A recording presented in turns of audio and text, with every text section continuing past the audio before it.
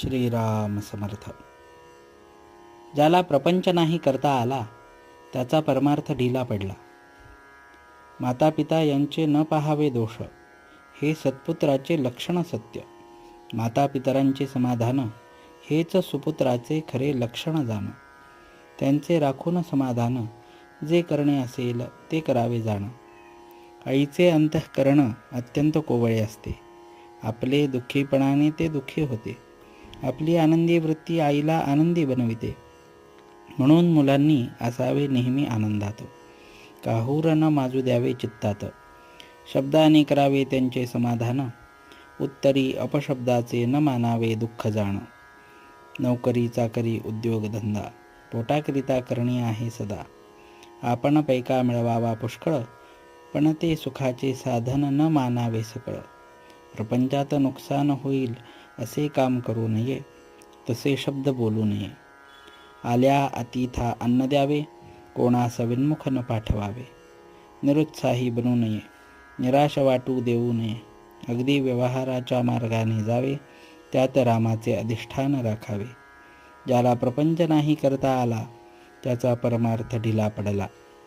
प्रपंचाची काळजी हीच परमार्थाला वाळवी. परमात्म्याचा आधार ज्याला, ठाव नसे काळजीला.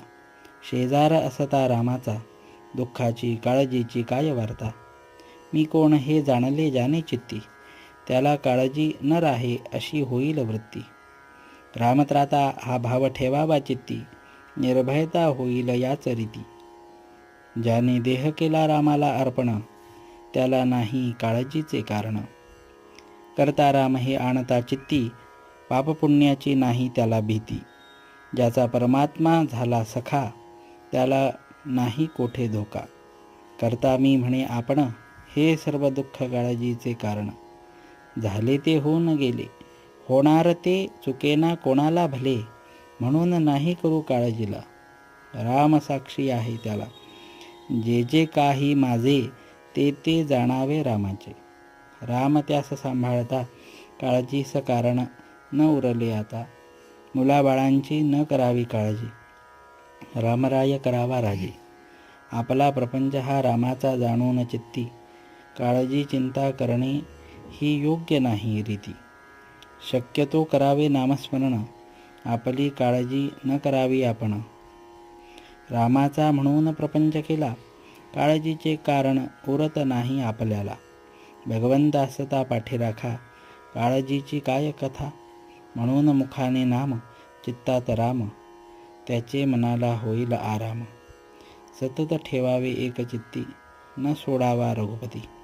सर्व सारांचे सार, एक भजावा रघुवीर. नेमात नेम उत्तम जाण, रामा वाचून न राहावे आपण. सर्व करता राम, हा भरवसा ठेवावा ठाम. मग काळजीचे उरले नाही काम.